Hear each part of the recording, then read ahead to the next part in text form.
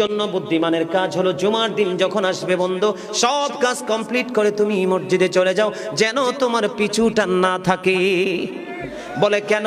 আমাদের দোষের কিন্তু বন্ধু শেষ নাই। জুমার দিনে মুসল্লিরা যায় সবার পড়ে এবং বের হয়, ইমাম সাহেব যখন ডানে বামে সালাম ফেরায়, মনে হয় যেন বন্ধু বিশ্বযুদ্ধ শুরু হয়ে গেছে, কার আগে কে রে বার হয়ে যাবে।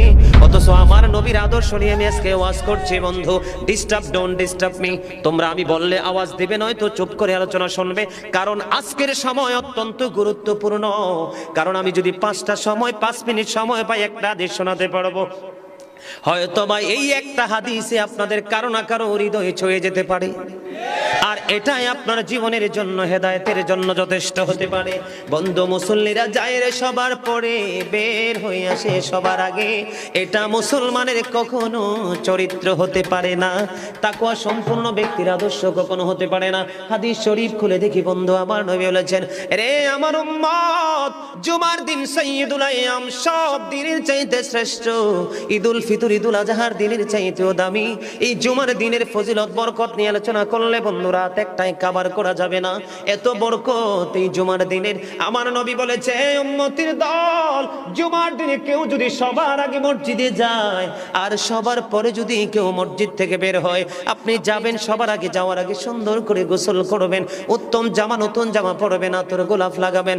আপনি রাস্তা দিয়ে হেঁটে গেলে মানুষ যেন বলতে পারে যে মসজিদের মুসল্লি হেঁটে যায়। আর চারপাশ বন্ধু সুঘ্রাণে মুখরিত হয়ে যাবে।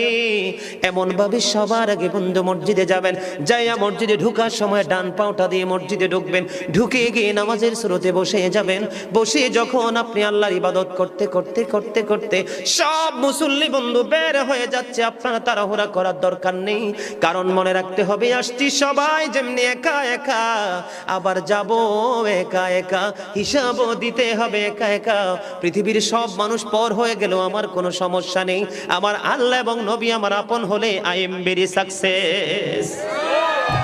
আমার নবী বলেছেন, বন্ধুরে, 14 গ্রামের মানুষ বিরক্ত হইও না, আমাকে বন্ধু কেউ শত্রু মনে করো না। আমি তোমাদেরকে জাস্ট উপদেশ দিচ্ছি, মানা না মানা তোমাদের ব্যাপার।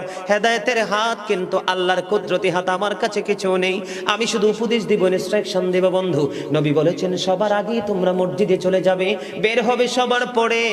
যার বাড়ি যত দূর, তোমার যত কদম বেশি লাগবে যাইতে, প্রত্যেকটা কদমের বিনিময় তোমার আমল নামায় 1 বছরের নফল ইবাদতের সওয়াব দেওয়া হবে।